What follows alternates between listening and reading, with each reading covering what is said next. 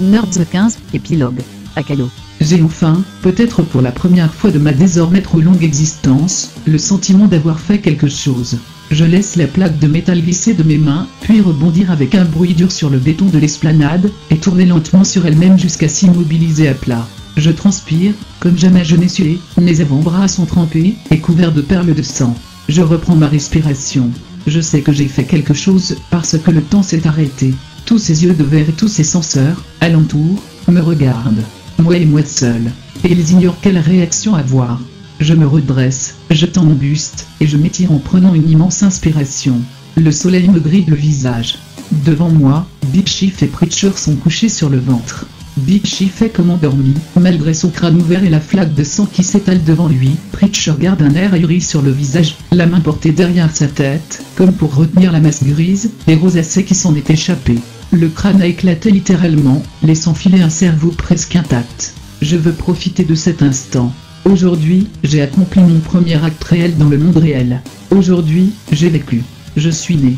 Je m'assois sur la plaque d'égout, et je pense à cette naissance, dans le foutre et le sang, et les restes de bouffer les coups. À ce premier acte, tuer mes deux amis virtuels pour naître dans le monde réel. À ma reconnaissance sociale, dans les yeux de centaines de robots, tandis que Kikulul, lui, n'a rien vu, bien entendu, et court toujours devant. Il vient d'entrer dans la tour Alphasoft. Je joue avec le sang qui colle mes doigts, et je me dis que rien ne vaut la peine, pas davantage que mon existence de reclus, face à mon écran. De la merde. 4 robots interrompent mes pensées.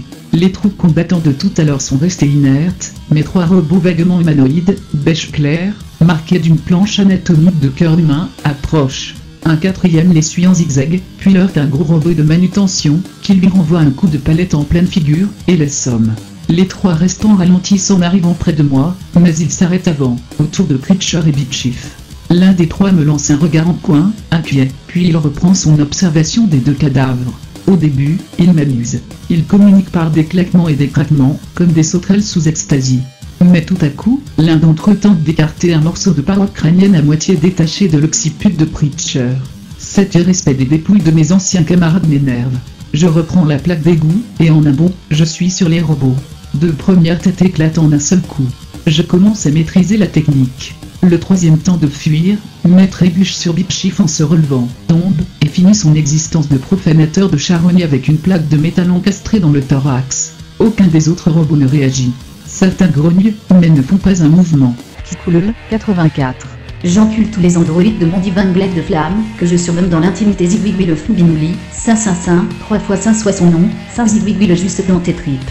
Que les âmes dysfonctionnelles des vivants, et des morts beuguent à jamais dans les affres du plus noir gouffre. Qu'elle se fasse bourrer le nez avec des huîtres en salade, bande de pédéguises cauchemar pianiste guise et entendez-moi que ma vengeance soit sur vous, putain de beau, et surtout vos descendants sur cette 1000 générations spontanée guise chaîne de montage à la congénitrice utérus mécanique de mes burno-guises. Ça fait au moins 1000 minutes que je cours, comme un fou vers la tour que Big Chief et Preacher et Akayo ils voulaient qu'on y va, et aucun robot ne saurait me toucher. C'est comme une marée qui reflue autour de moi, leur rang serré s'effiloche à mon passage, j'en vois en train de se démembrer quand je les regarde, c'est très facile. Même pas besoin d'un shotgun à munitions infinie. Cheats code Godlike gravé au burin dans mon âme. Que les obstacles tombent, que les ennemis trépassent devant moi. Je suis tel Ben Johnson qui aurait de l'ambroisie, et se serait shooté au nectar olympien. Je file tout vide dans ma tête. En retour de ma foi, les seigneurs m'ont donné l'envergure de l'aigle, et la puissance de 1000 rois oubliés, et une putain de boule pour ornementer le puzzle de viande. Aujourd'hui est le jour que leur volonté choisissent pour la grande croisade de l'humain contre l'hérésie mécanoïde. Ça va faire bobo dans les fesses des chiens infidèles. Cette porte vitrée à double battant de verre s'efface devant moi, on se croirait au supermarché, le mieux protégé de la ville. Personne il m'a bloqué cette roue, que par moi les nuées et ténèbres se dissipent. Trop longtemps emmurés en vos corps les pouvoirs infinis, et trop longtemps gonflés de trop de force, vos pensées parce que là ou quoi, enfin voilà quoi. Akayo. J'ai fini d'agir. Mon être n'aura plus désormais que la charge, infime, de contempler. Je suis le spectateur de ce monde. Spectateur de ces crânes ouverts, des fluides qui s'écoulent encore, presque gélifiés déjà, spectateur désormais de ces 4 carcasses silencieuses, auprès des dépouilles d'humains. Spectateur, désormais, et simple spectateur, des 6 autres qui viennent, plus gros, plus lourds, plus armés de bras et d'instruments, je ne lutterai plus, je ne leur ferai rien, je me recule même d'une trentaine de pas, pour les voir mieux venir. Ils savent, ils m'observent en avançant, puis s'arrêtent au-devant des corps, et cette fois, après un temps immobile à me jauger, me tournent le dos, une fois pour toutes. Je n'existe plus pour eux. Hors mission, hors de leur monde. Je les observe. Je suis plus haut qu'eux. Pas d'échange. Les 6 robots sont identiques. Jaune, une bande noire et une rouge. 6 roues chacun, orientables, silencieuses. 6 bras divers, avec une multitude de possibilités à leur bout, des doigts, des pinces, des pics, des palettes ou des lames, du matériel électrique, mécanique. Des armes aussi, je vois des canons pointés dessous la base de leurs bras. Sûrement d'autres cachés. Les autres robots se sont écartés avec déférence. Les 2 premiers robots saisissent chacun 2 des épaves, se tournent, et les projettent au loin, sans ménagement, vers la foule des autres boîtes de conserve. Tous se précipitent autour d'elles, les désossent rapidement, s'en saisissent, et les emportent pièce à pièce. De la part des 6 machines jaunes, aucune attention. Ceux-là sont d'une autre race. J'ignore laquelle, mais je les observe. Après avoir débarrassé le sol de tous les débris métalliques, les 2 premiers robots se placent de part et d'autre des corps, à une quinzaine de mètres, sortent de leurs aisselles les canons de mitrailleuses lourdes, qui ronronnent sourdement, se carrent, et attendent. Des gardiens. Les 4 autres attendaient. Ils voient les gardiens en place, et se tournent tous 4 vers les corps de Preacher et Big Chief. Simple spectateur, et hors de leur monde, je m'approche. Je passe auprès d'un des gardiens, en frôlant sa carapace. Il est brûlant. Il respire la tension et l'énergie. Il ne m'accorde pas le moindre regard, et se laisse dépasser. J'avance jusqu'au corps, derrière les 4 robots. Un geste d'une excessive rapidité, ou plutôt d'une excessive efficacité, le plus proche de moi lance un de ses bras derrière son dos, où une plaque se soulève, laissant apparaître un compartiment. Il y saisit un conteneur de métal et le porte devant lui, sur le sol. La plaque se referme. Son bras est passé à 30 cm de mon épaule. Je l'ai regardé non pas avec confiance, mais avec une froideur parfaite. Il aurait bien pu m'arracher la tête en passant, je m'en moque. Je regarde. Un seul robot s'occupe de Big Chief, il l'ausculte, le mesure par endroits, occipute, largeur des tempes, il tâte son crâne en entier, d'un air pensif. Il sort d'un de ses bras une tige mobile et transparente, couronnée par un objet minuscule, que je pense être une caméra. Il la fait pénétrer dans la fissure de la tête de Big Chief. Il reste quelques instants là, tandis que seule la tige de 2 mm de diamètre bouge et frétille, de toute cette masse d'acier. Puis la tige ressort, souillée de sang et de liquide céphalorachidien. Le robot semble hésiter. Puis, d'un mouvement résolu de samouraï qui part au suicide, il se retourne, dos à la tour Alpha Soft et à son esplanade close, posée devant le corps de Big Chief. Il sort lui aussi ses armements, et s'immobilise. Un nouveau gardien. Les 2 derniers mastodontes jaunes sont penchés sur Preacher. Ils font tout autre chose. Ils ont fait jaillir de leurs bras des instruments de chirurgie divers. Ils ont ouvert le conteneur, qui fume autant qu'il peut. Il est empli d'azote liquide. L'un des 2 assiste, écarte la plaie, découpe les os du crâne, aspire les liquides et surveille au besoin l'état sanitaire des instruments de son collègue, les nettoyant d'un jet de liquide de temps à autre. Le second, lent et attentif, est en train de passer une plaquette concave sous le cerveau de Preacher, qui s'était effondré hors de sa tête, et de sectionner proprement, faisceau par faisceau, la moelle épinière. Une fois qu'il y est parvenu, il soulève lentement le cerveau, aidé par le second robot, et le dépose en silence dans le conteneur, qu'il referme. Instantanément, le second robot expulse à son tour toutes ses armes de son corps, canon, mortier, mitrailleuse, et se précipite derrière le premier, qui vient de saisir le conteneur entre 4 de ses bras. Ce dernier avance lentement vers la tour Alpha Soft, à une allure régulière, sans bruit ni mouvement parasite. L'autre, reculant par saccades, toute lumière allumée à pleine puissance et lançant des bruits stridents, bougeant tous sans séparer fou de nervosité robotique. Le dernier des 3 agit comme celui près de Big Chief, ses canons sortent, se mettent à ronronner régulièrement, et il s'immobilise face à l'entrée de l'esplanade. Un 4e gardien en place. Les 2 restants vont jusqu'à la porte de la tour, tandis que je les suis en souriant. Des droïdes humanisés. Ils entrent. La porte reste ouverte, mais le second robot me bloque l'entrée de la largeur de son corps. Il n'agit pas contre moi, ne me frappe pas, ne me repousse pas, simplement, lorsque je m'approche, il reste dans l'encadrement de la porte en verre, et lorsque je le pousse, il ne bouge pas. Il vibre et brûle, il frémit, mais ne fait rien. Je reste et je regarde le premier robot s'éloigner, à travers le verre épais et bleuté. Puis il disparaît au coin du couloir central. Celui de la porte se met tout à coup à hurler moins fort, de moins en moins fort, sa chaleur s'apaise. Puis il finit par rentrer ses armes, se retourner, et partir à bonne allure dans la même direction que le porteur du conteneur. La porte ne se referme pas. Le sol est marqué d'une ligne jaune, du même jaune que les robots. J'avance et je contemple. Kikoulul, 84. Les murs sont jaunes et je me sens si bien, le calme et la sérénité m'envahissent peu à peu et me baignent dans un flot de douceur et de chaleur. car la paix sera faite comme mer d'huile le matin, et comme mer d'huile le matin, dès le cycle écoulé, la paix engendrera le trouble. J'ai même plus envie de mes pilules, je suis tout joyeuse en dedans. On a recouvert mes viscères avec du papier peint à petites fleurs vertes et violettes. Je vais jeter mes médicaments, si je trouve une poubelle et si elle est jolie, et du trouble renaîtra la paix. Car ce qui ne peut être éternel devrait être cyclique, en vérité, et le sera. Tiens, voici une super porte jaune et noire avec de la lumière partout autour, c'est donnant vie, et l'ordre des créatures par le cycle s'inverse, mais l'ordre des créatures par le cycle toujours revient au même ordre. Et tiens, un gros robot jaune comme j'en ai jamais vu, il arrive par ici, je vais lui serrer la pince. Les 7x7 pinces, et lui faire des bisous entre ses 7x7 cornes. Et merci pour les pizzas, car il celui fut créé par la volonté des dieux, fut créé sera. Ouvrons-lui, pour les siècles des siècles, ainsi soit-il dans ton cul. Akalo. Couloir impeccable. Sol anthracite lisse, ligne jaune vif au sol, continue. Murs sans plainte, gris métallique, aluminium brossé, sans une rayure ni une seule tache. Plafond du même matériau, pas de vitre. Je marche jusqu'au coin où a disparu le robot, je tourne le coin. Je suis calme. Tout va mieux. Seul, calme et sans but. Je vais voir. Je contemple. Nouveau couloir, même aspect. Mes parents sont décidés, alors que je suis sans volonté aucune. J'avance. Le son se répercute jusqu'au fond du corridor. Il y a un fond. Le couloir s'élargit en une pièce carrée, vide, aux mêmes couleurs. Le mur en face de moi est occupé seulement par une porte battant de grande taille, jaune barrée de noir, portant 2 inscriptions, en grandes lettres et en relief, Alpha Soft, puis en dessous, en caractères massifs, UC1. Je pousse la porte. Et merde. Kikoulol. J'entends Kikoulol vociférer au loin. Il y a une seconde porte derrière la première, une sorte de sas, porte de verre, sas, porte de verre. La première porte s'ouvre à mon approche. J'entre. D'ici, j'entends mieux ce connard de Kikoulol. Sa voix a changé, ou alors il est encore plus chanté que d'habitude, et là, il doit être au bord du flash ultime, pour parler comme ça. Il parle en courant alternatif, une phrase dans sa voix d'oisillon hystérique, et tout à coup, un beuglement de yaclan et monocorde. Et rebelote. Je n'arrive pas à distinguer ce qui se passe au-delà du sas, et la porte ne s'ouvre pas. Je vois des mouvements, je vois quelqu'un qui court de droite et de gauche, 100 € sur Kikoulol, 2 silhouettes immobiles, à moins que ce soit des statues, une masse qui semble colorée, et qui pourrait bien être un robot comme celui dehors, qui sait faire. Le décor surtout m'intrigue. Les couleurs se mêlent, telles que je n'en ai jamais vu, pas même au dehors. Du noir et du jaune, oui, mais aussi du bleu, du rouge par à plat, du marron en fond, des touches de vert vif et d'émeraude, des lueurs mouvantes. Je colle mon visage au verre opaque pour tenter de comprendre. J'observe. Tout ceci m'amuse.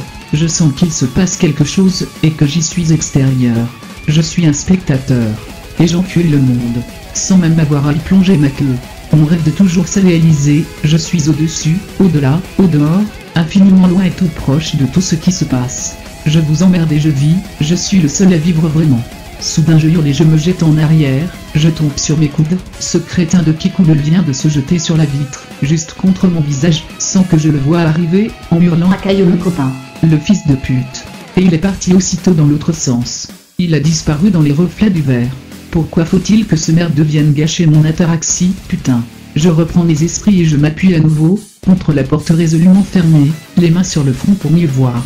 La masse jaune ne peut être que le robot, je vois un objet en parallélépipède à côté de lui, au sol. Probablement le conteneur à azote. Le robot est de dos, et ses bras s'agitent en tous sens. Je ne vois pas ce qu'il fait. Les 2 silhouettes sont à côté de lui, des humains, ou des droïdes, ou bien les sculpteurs ont un bordel de mauvais goût dans la région pour ce qui est des postures. Ils se penchent sur le travail du gros robot jaune. Je vois Kikoulol passer de droite à gauche, s'arrêter à 1 mètre du robot, et sauter à pieds joints en hurlant d'une voix du fond des âges. Car d'aucuns sont ici pour la charge de perpétuer, et ceux-ci sont créatures, et le seront. Car très peu sont ici pour la charge de créer, et ceux-là sont les dieux, et le seront. Qui détruisent et construisent, se détruisent, se remplacent, car tel est le cycle migni-migni-glo-glo-glo-bitigno. Puis il fait une roulade et s'enfuit vers la gauche en secouant les bras au-dessus de sa tête. Seigneur. Les lumières mouvantes m'étonnent. Je vois mieux les formes, mes yeux s'habituent, mais les lumières restent trop vives, trop mobiles et indéfinissables. J'ai l'impression de tenter de lire un alphabet ancien. Tout bouge. Je retrouve ma paix intérieure, et je contemple. Je m'appuie davantage. Tout est fixe et mobile à la fois. Les lumières mouvantes, comme des pixels géants, clignotent ou luisent, les 2 silhouettes et le robot restent statiques, et s'inclinent seulement de temps à autre, comme dans une chorégraphie absurde. Kikoulol disparaît et réapparaît de proche en proche, court et saute, puis s'immobilise en déclamant, repart, et donne le seul élément de mobilité du tableau. Il s'arrête une nouvelle fois, en silence. Il s'approche de moi et de la porte de verre. Je sens venir le dénouement. J'aurais aimé dire que je m'impatiente, mais je m'en moque. Je contemple. Plus rien n'a d'importance. Je suis au-dessus. Kikoulol colle son visage au verre.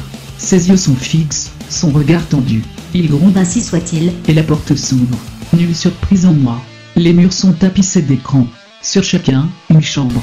Dans chaque chambre, un humain. Mâle. Aucune femme. Les 2 tiers d'entre eux sont en pleine masturbation. 98 sur 100 sont devant leur écran, le reste est aux toilettes, certains sont aux toilettes avec un ordinateur sur les genoux. Pas de son, mais on les voit presque tous s'agiter nerveusement et rire, un rire maladif et crispé.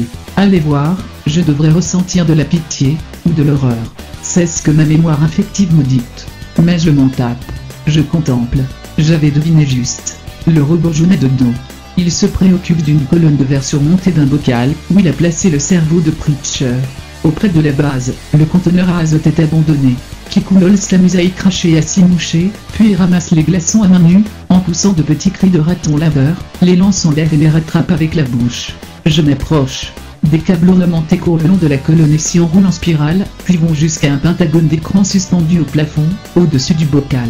Sur ces écrans, pour l'instant, des flashs lumineux sans signification, mais aussi de temps à autre, des images, comme des plaques photographiques rayées.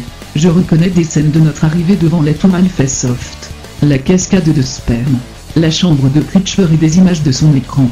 Au fur et à mesure que le robot travaille sur la colonne, tout en tirant des pièces, des câbles et des liquides de ses compartiments cachés, les images se stabilisent et deviennent plus fréquentes. Les écrans de l'ordinateur deviennent plus nombreux, et le texte affiché est lisible par endroits. Des conversations de messagerie. J'en aperçois une pseudo-figure en interlocuteur. Le robot est en train de récupérer les données de la mémoire de Preacher, et de les conserver à même son cerveau. Tout ceci me divertit. Je contemple. Le robot est le seul à agir. Kikoulol ne fait rien, il est pris de spasmes à l'échelle de son corps tout entier. Il ne maîtrise plus rien. Les 2 silhouettes, quant à elles, sont des humains, mais inertes et comme vides.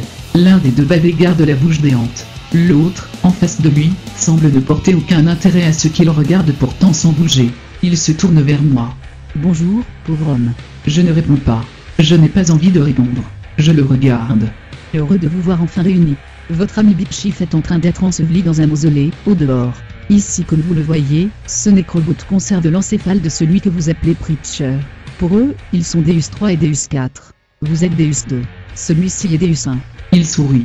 Il regarde du coin de l'œil Kikoulol, qui danse en rond en levant les genoux, et en poussant des grognements de buffle entrecoupés de prophéties. Voici vos sujets. Les robots vous idolâtrent, les humains sont vos esclaves. Vous êtes désormais C1. Vous êtes leur dieu. Vous supervisez tout. Les UC d'accréditation inférieure sont vos subordonnés, ce sont de simples scripts. Les beaux et robots physiques gèrent le quotidien de la cité, mais ne modifieront jamais son organisation. Ils ont ordre de ne pas briser le cycle. S'il doit y avoir un changement, c'est vous qui l'amènerez. Mais je sais que vous ne le ferez pas. Lui non plus. Il me regarde, puis Kikoulol. Il sourit à nouveau. Je l'écoute toujours, en observant aussi les écrans et leurs personnages frénétiques, onanistes, tremblants de rire. Deus 1 est le prophète. Il a été conçu pour nous remplacer le premier. Nous l'avons conçu pour vous guider. Il porte une puce organique dans son cerveau. S'il a été choisi, c'est pour sa faiblesse intellectuelle native. La puce n'avait aucune chance d'échouer face à son intellect. Elle a pris son contrôle peu à peu, à l'approche du temple que voici et de l'émetteur qui l'abrite, comme il était prévu. Deus 1 est con. C'est ainsi. Mon collègue ici présent est l'ancien Deus 1. Regardez-le. Le défaut des puces encéphaliques, par ailleurs, est de muter et de croître au même rythme que les synapses naturelles se défont. En 5 à 10 ans, elles décomposent les zones actives du cerveau. Mon collègue que voici est désormais unplugged. Il lui reste une puce dans la tête, et un bloc de neurones inutilisable. Déconnecté. Débile. Définitivement débile. Vous l'auriez entendu, à notre arrivée. Il regarde encore Kikoulol, qui fait résonner sa voix de basse dans un compartiment ouvert du robot. Ce dernier le laisse faire sans même y prêter attention. À présent je vais vous laisser découvrir vos pénates. Prenez vos aises, vous êtes là pour un moment. Vous êtes les dieux.